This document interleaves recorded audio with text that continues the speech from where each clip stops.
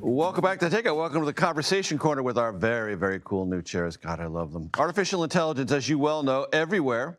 It's also on Capitol Hill. New Politico report finds that the Office of Legislative Counsel, you've never heard of it probably, but it's really important conduit.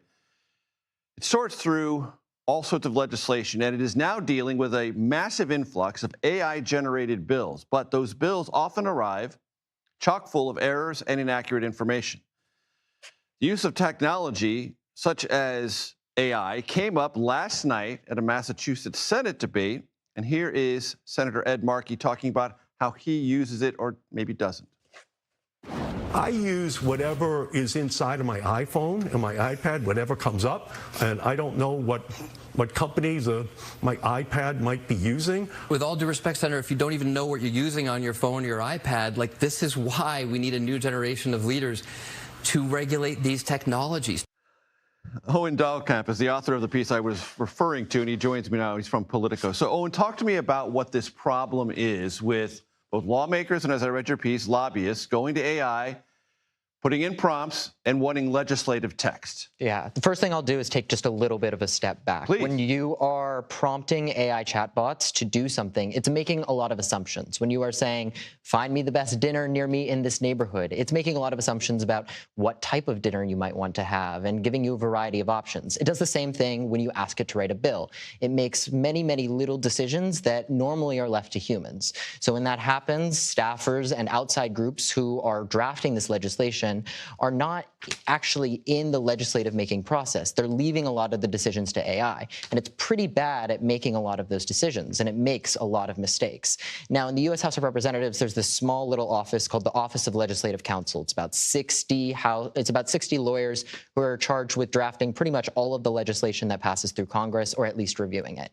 And they are facing just a barrage of AI-generated bills that are being passed through that office, and they're having to review them and catch all of these errors. But AI can generate bills so fast that they're having difficulty keeping up. And for people who haven't read legislative text, there are all sorts of paragraphs, subparagraphs, sub-numbers, sub-letters, two sub-numbers.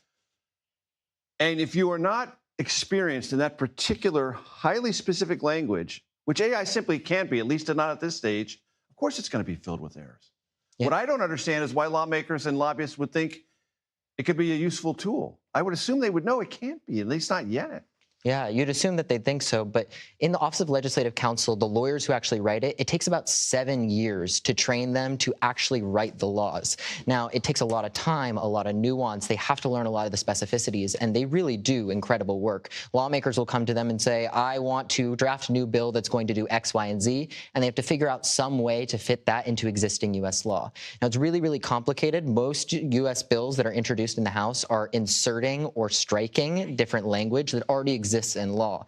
And it's very bad at going into the U.S. code, mostly because it's kind of all over the place, and finding that language and saying, okay, this is what we want to strike out, this is what we want to insert. Sometimes it makes up portions of the U.S. code or references the wrong portions. If that were to happen, if it were to be passed through the House and the Senate, signed by the president without anyone catching it, there would be no place for that law to actually go.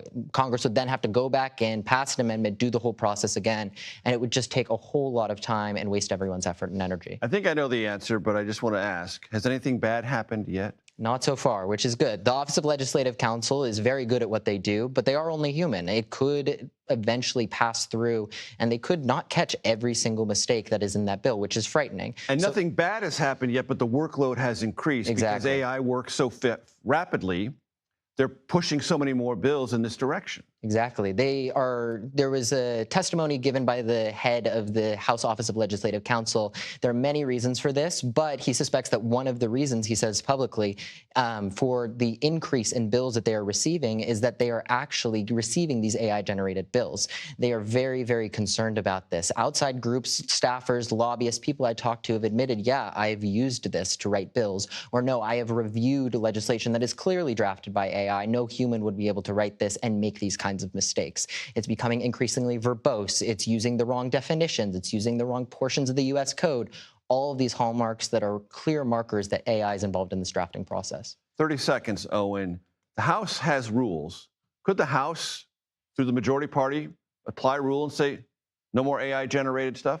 They could, but the Office of Legislative Counsel is actually pretty adept at adapting technology. They use some cutting-edge technology to help them in their drafting process, understand how different bills would change the U.S. law. So they're not averse to that technology. They could use it, but in the end, it's just like AI-generated text anywhere else on the internet. It's very, very hard to tell whether or not that text is actually AI-generated. So how are you going to enforce that rule? How are you going to know? Owen Dahlkamp, Politico. I appreciate the time very much. Great stuff.